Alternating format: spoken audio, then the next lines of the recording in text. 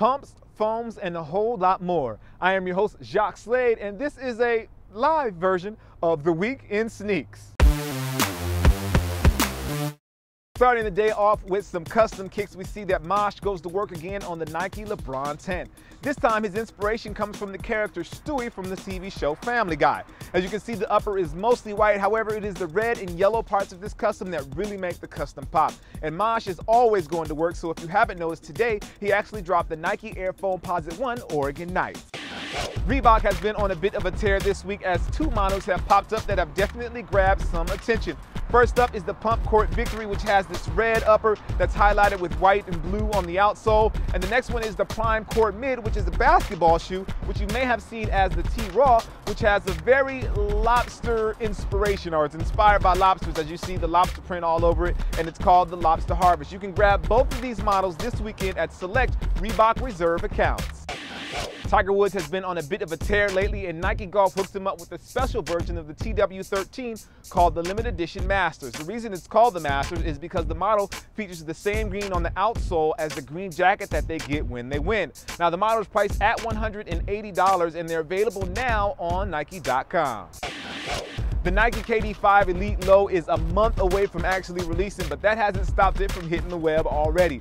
We actually saw it in a Gatorade commercial with Dwayne Wade, and then we also saw the boxes, which look very similar to the boxes last year, but we've also seen some blurry cam pics of the shoe in the Easter makeup that looks pretty nice, and we also saw a silver, black, and red colorway that we haven't seen yet as well. So with all these colorways leaking to the net, it makes me think that there are quite a few colorways still in the Nike stash.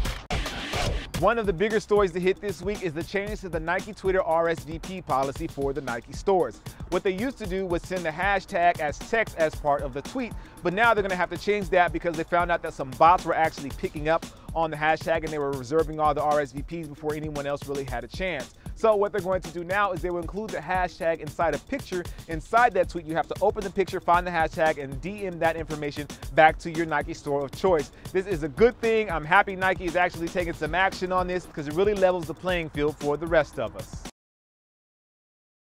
There are a ton of releases set up for this weekend, so I had to give it its own segment. So with that being said, here are your releases for this weekend. Starting with Nike Sportswear, we have the 3 Hyperflights for Kobe, LeBron, and Durant. Plus, we have the 3 Lunar Force 1s for each of them, and that's dropping on March 29th.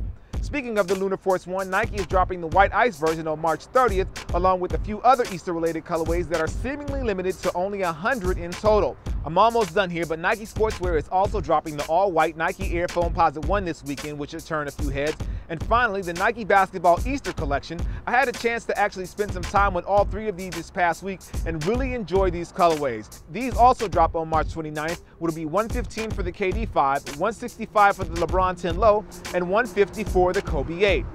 On the Jordan brand side, I only found one release this weekend, and that is the white and poison green Jordan Spizike, which drops on March 30th. Last week for the question of the video, I wanted to know, what do you choose when you're actually picking out a shoe to play in? As always, you guys had some great responses, so here are a few of your comments. Simeon103 says anything that straps around his ankle for support is his choice. Sean Nana said he looks for something that can make him jump higher. And finally, we have Andrew Kwan, who says he looks for traction and cushion, which are 2 things that are really high on my list as well. And now we have a heat check. Don't forget to smile. For this week's heat check, I'm actually rocking the LeBron 10 Low Easter. The colors really pop. It looks really good in person, so I definitely recommend you grabbing a pair. I haven't had a chance to play in it yet, so I can't tell you from that perspective, but just wearing it casually, it feels great. It has the full-in 360, so I'm definitely a fan. So if you are thinking about these, my opinion is that you definitely look at them and you definitely should cop. Well, for this week's question of the video, I want to know, what 2 releases are you looking forward to this summer? Let me know down in the comments, and of course, I'll read some of your responses next week. And if you haven't already, make sure you like and favorite this video, and don't forget to share and also subscribe. You know, it always helps out when you subscribe. That way you know whenever something dope is happening on this channel. This is The Week in Sneaks. I am your host, Jacques Slade. Click here for something random. And click there. There's more room over there. Click there, and I'll see you next week. Peace.